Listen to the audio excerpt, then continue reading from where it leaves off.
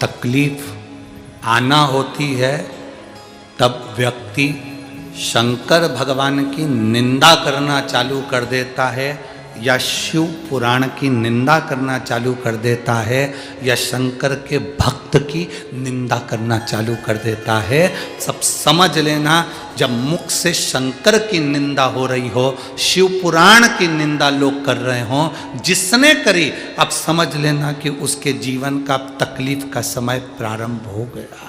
अब उसकी जिंदगी में अब दुख सामने खड़ा, जीवन में दुख उसके सामने।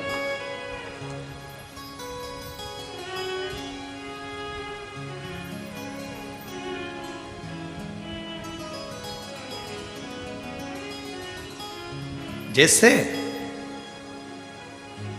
ट्रेन का सफर करने वाले को दरवाजे के पास की सीट मिलती है तो सबसे ज़्यादा तकलीफ का सामना करना पड़ता है। जो जाए वो दरवाज़ा खोल के चले जाए, सर सर करके हवा आए। बोलो सही है कि गलत है? जो आए वहीं पर खड़ा हो जाए, धक्के दे। उसी तरह जैसे कि मकान जो बनते हैं, उस मकान में जो कॉर्नर का मकान होता है उसमें भी तकलीफें रहती है। ये नियम, जैसे हवा के प्रेशर पड़ता है दरवाजे पर, तो दरवाजे पर पड़ता है तो वहीं बैठे हुए व्यक्ति को तकलीफ भोगना। उसी तरह शिव की निंदा करने वाला, शंकर की निंदा करने वाला, शंकर के लिए अपशब्द कहने वाला, वो उसको भोगना पड़ेगा। अब नारद जी का समय आ गया जिन्होंने रुद्राक्ष को जमीन पर फेंक दिया, जिसकी कोई मूलता नहीं जानी। कितना सुंदर कहा, तुलसी का मन का और रुद्राक्ष का मन का कभी खंडित नहीं होता।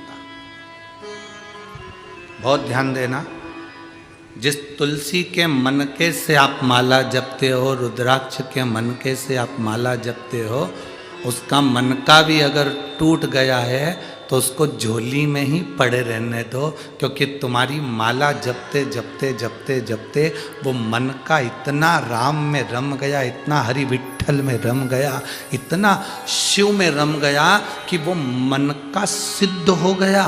और इतना सिद्ध हो गया कि वो मन का टूटने के बाद भी टूटा हुआ नहीं है, वो सिद्ध की सिद्ध है।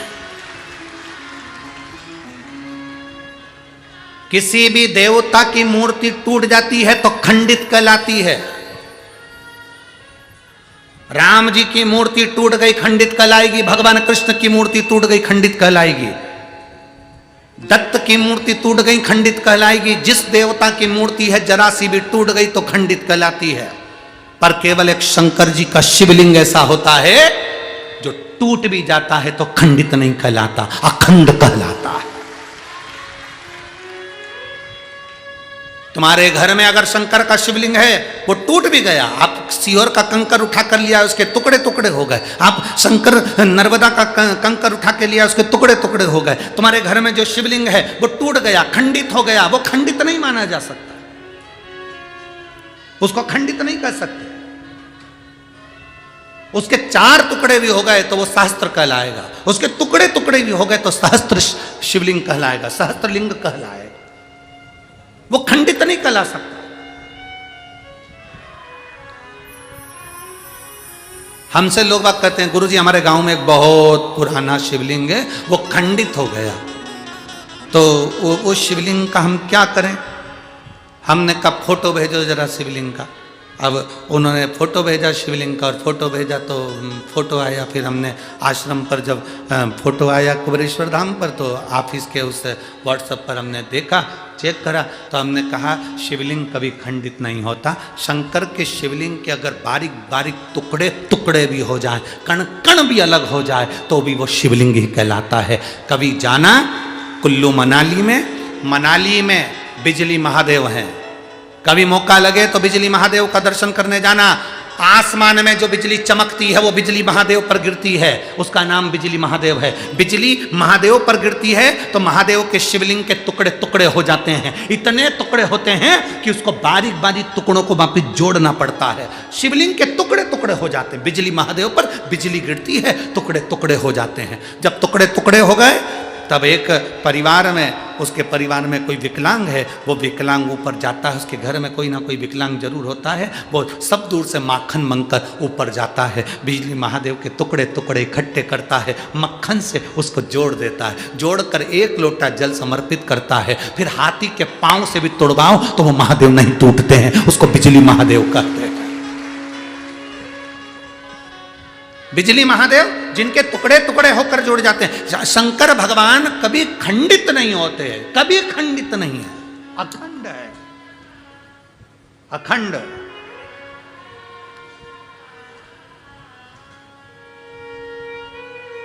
आपके घर में कोई शिवलिंग है, वो खंडित हो गया, आप उसे खंडित मत मानना, उसकी सेवा करो, पूजन करो, आराधना करो, फल देगा। रुद्राक्ष खंडित हो गया, उसे खंडित मत मानना, रुद्राक्ष कभी खंडित नहीं होता। 2 टुकड़े भी हो गए तो समझ लेना कि गौरी और शंकर हो गए, 4 टुकड़े भी हो गए तो समझ लेना गौरी शंकर कार्तिक और गणेश हो गए, उसके 6 टुकड़े भी हो गए तो समझ लेना कि जया विशारा शामली वाली दौतली और देव, ये 5 कन्या भी उनके साथ आ गई। उस रुद्राक्ष के टुकड़े टुकड़े भी हो जाए तो वो मान्य है।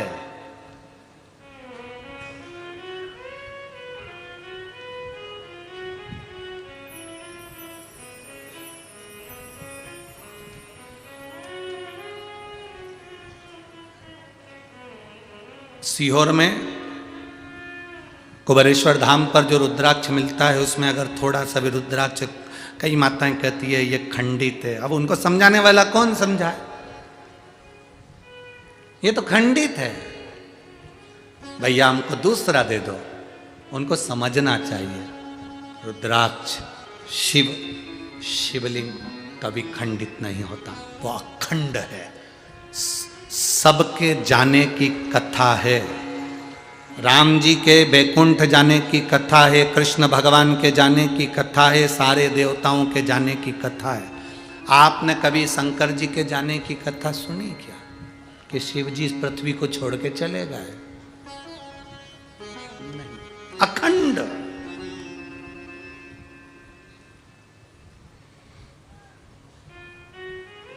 जो दुनिया के लोग तुमसे कहें कि पंढरपुर का इतिहास बताओ, कोई दुनिया के लोग कहें तुमसे कि चंद्रभागा का इतिहास बताओ, भीमा का इतिहास बताओ, कोई तुमसे कहे कि इस पंडरीनाथ का इतिहास बताओ, क्या ये पौंडलिक था तब पंढरपुर था ना? जो कहते हैं कि पौंडलिक आए और पंडरीनाथ तब आए, तो ये इतिहास नहीं। पंढरपुर का इतिहास देखना है तो स्कंद पुराण में देखो, उसमें लिखा है सतयुग था तब भी पंढरपुर था, त्रेता था तब भी पंढरपुर था, द्वापर था तो भी पंढरपुर था, और कलयुग है तो भी पंढरपुर है, और फिर युग निकलेंगे फिर पंढरपुर रहेगा। क्यों? उसका कारण क्या है? क्योंकि जिस स्थान पर देव अधिदेव महादेव रहते हैं, जिस स्थान पर शंकर रहते हैं, वो स्थान कभी समाप्त नहीं होता। उज्जैनी कभी समाप्त नहीं होती, काशी कभी समाप्त नहीं होती, कृष्णेश्वर कभी समाप्त नहीं होता, भीमाशंकर कभी समाप्त नहीं होता, केदारेश्वर, पूरे केदारेश्वर में त्राही त्राही मच जाए, चाहे बिल्डिंगें गिर जाए, चाहे दुनिया तहस नहस हो जाए, तो भी केदारेश्वर केदारेश्वर अटल की अटल रहता है, वो टूटता ही नहीं, वो टूटता नहीं, वो बिखरता नहीं, वो अखंड है। सोमनाथ जिस पर लोगों ने आक्रमण करा, सारा तोड़ दिया, फिर अखंड हो गया, फिर अखंड।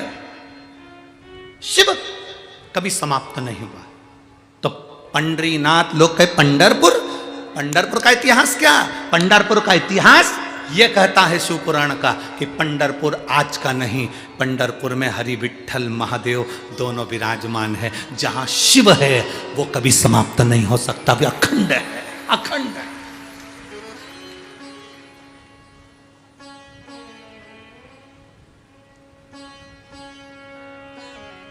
पांच बार काशी काशी कह देने से व्यक्ति को मोक्ष मिलता है। कितनी बार? जम के बोलो जरा। 5 बार काशी काशी कह देने से व्यक्ति को मोक्ष मिलता है। शिव महापुराण कथा कहती है 1 बार मुख से हरिहर विठ्ठल कह देने से दुनिया को तृप्ति प्राप्त होकर परम धाम मिलता है। केवल एक बार मुख से विट्ठल नाम का, क्योंकि शिव विट्ठल में समाहित और विट्ठल शिव में समाहित।